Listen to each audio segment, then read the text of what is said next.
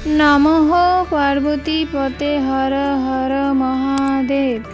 আমি স্বপ্না, আর আমি আজকে বৃহৎ শিব মহাপুরাণের দ্বাবিংশ অধ্যায়ের অতৃশ্য লিঙ্গ মাহাত্ম্য আজকে 7 নম্বর এবং 8 নম্বর পাঠ করতে চলেছি। আজকে এই দুটো পাঠ করলে দ্বাবিংশ অধ্যায় সমাপ্ত হয়ে যাবে। তো তোমরা সকলে চলে এসো বৃহৎ শিব মহাপুরাণের মধুর বাণী শ্রবণ করতে।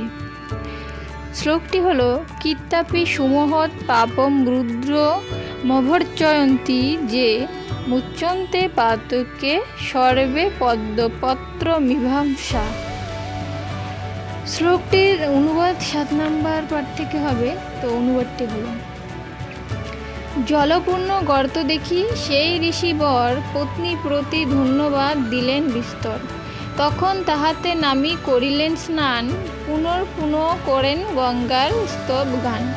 তবে গঙ্গা দিব্য মূর্তি করিয়া ধারণ, সতী অনুসূয়া প্রতি কহেন তখন, হে সাধ্বী তোমার স্বামী আসিল এখন, অতএব নিজালয়ে করিব গমন।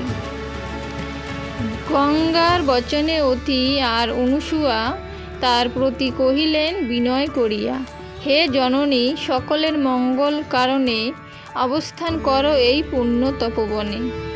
তাহাদের বাক্য শুনি গঙ্গা ভাগীরথী সেইকালে কহিলেন অনুসূয়া প্রতি, 1 বর্ষ পরিমিত তব পুণ্য ফল এক্ষণে আমাকে দান করহ কেবল। তবে আমি সর্বলোক হিতের নিমিত্ত এই স্থানে অবস্থান করিব নিশ্চিত। তুষ্ট হই প্রতিব্রতা দর্শনে যেমন, দান ব্রতে যজ্ঞে তুষ্ট না হই তেমন। গঙ্গার বচনে অনুসূয়া হৃষ্টচিত্র, দান করিলেন পূর্ণবর্ষ পরিমিত। মহৎগণের হয় স্বভাব এমন, অপরের হিত লাগি সদাই যতন। সবর্ণ চন্দন ইক্ষু সদা সর্বক্ষণে, পর উপকার করে আত্মার পীড়নে। সেই মতো অনুসূয়া পুণ্যলাভ করে, জাহ্নবীকে দান করিলেন হর্ষ ভরে। জাহ্নবীও সেই পুণ্য করিয়া গ্রহণ, দান করিলেন লোকহিতের কারণ।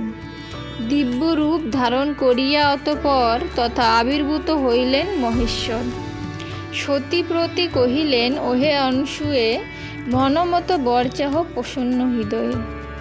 অনুসূয়া কহে সর্বলোক হিত তরে, হে মহেশ এই স্থানে রহ নিরন্তরে।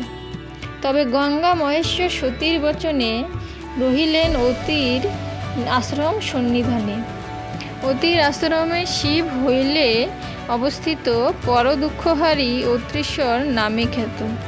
তদবধি সেই গর্তে যেই জল ছিল, চিরকাল ধরে তাহা অক্ষয় রহিল। স্বর্গীয় ঋষিরা তথা সস্ত্রীক আসিয়া বসবাস করিলেন আনন্দিত হইয়া।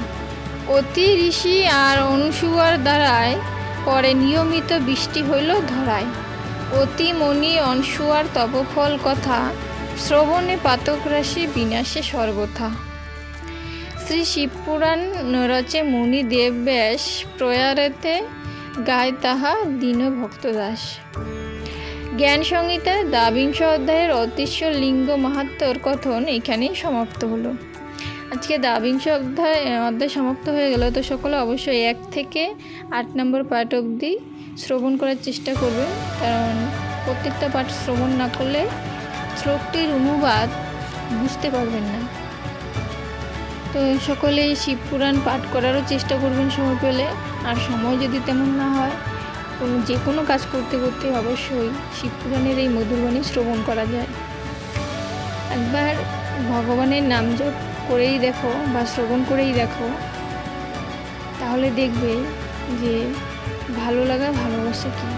এখান থেকেই শুরু ভালো লাগা ভালোবাসা। তো আজকে এখানেই সমাপ্ত করছি। সকলে ভালো থাকবেন। ধন্যবাদ।